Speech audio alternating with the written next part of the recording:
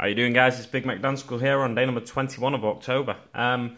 So I've, as you can see on my Gorkanaut Morkanaut, I've put the hip joint in, or it's basically it's a bit of a pipe, like a plumber's pipe that goes across the back of the unit. And I've also put this back panel. I've just placed it in for the time being. But I'll show you the way I'm planning to put the rhino pieces on the back. So if I can locate that right, there we go. So the rhino pieces will just be there like that. These are like from a really old rhino. I did try and strip them, but the Dettol I tried to strip them in had already been used, and I think it's just it's not been as effective. And also the paint I used on them on this rhino when I originally sprayed it was an automotive like metallic paint, so it's really struggled to get it all off there. But it'll add a nice, interesting Orky texture, I think. You know, you can write a lot of things off when building orcs as like an Orky happenstance. So yeah, it's basically it's the top and bottom part of an old rhino chassis, and I've basically glued them side by side. I've cut a bit off the I've cut this piece off this piece, basically the centerpiece. So there's only one centerpiece, and then side pieces, and then I think it just adds a bit more of an interesting texture to the back of the Gorkanaut. So we've got holes in there and stuff like that, and then these here I'll probably put some mesh behind them, so then you can see into it, and just give it a little bit more of an interesting texture. Yeah, so that's that. Moving on, I talked about the pose a bit yesterday. I've now started gluing my legs together, so I can hold that there now. Yeah, so I've got a knee joint in there, and this is obviously the hip joint, like I said. I've had to use hot glue because I've not my super glue doesn't work, and my plastic glue definitely doesn't work. It's obviously not the right type of plastic to be melting. So yeah, I've used my hot glue gun. I think I can hide any spillage, like messy bits that push the way out. I'm pretty sure I can hide any of them. But yeah, this is again the proposed pose. There we go. Try and get that. There we go. So focus on the dreadnought down there. So that's a proposed pose now. I'll probably put some wires coming out of his shoulder joint, so he's had like one arm ripped off, and then this I'll have a foot on there, and he's trying to lift it off. I've got a similar pose on one of my killer cans with a Space Wolf underneath it, so I'll probably paint this up in Space Wolf colours as well. And then round the other side, I won't spin the Gorkanaut round, but round the other side his leg's gonna be in more of a straight pose, sort of like that, something like that, or maybe even out towards the front, and I'll twist it on the base a little bit so it fits right.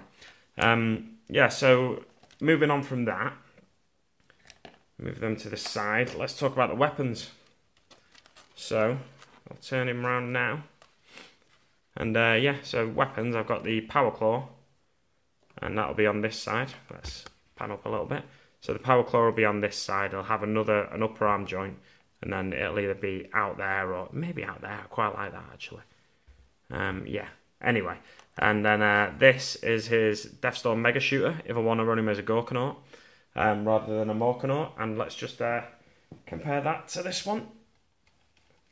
Size-wise, the side-by-side, one's not further back than the other. They are side-by-side, so it's more like a super mega giga shooter.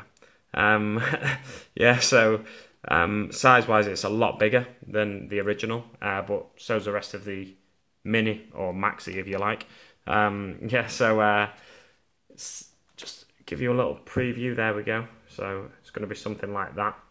I've put a bit of corrugated card on there to make it look a bit orky. It's just a sleeve from a Starbucks cup, basically.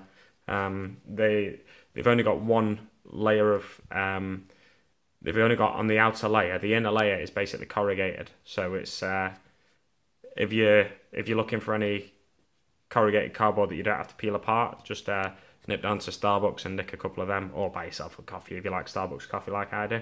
Yeah, so that is what I'm working on. I made a little bit of progress, so I thought I'd show you the Gorkanaut again. I've not done anything else today because I've had my theory test, my HGV theory test. And thanks very much for everyone that wished me luck, by the way. I didn't actually say that in any of my previous videos.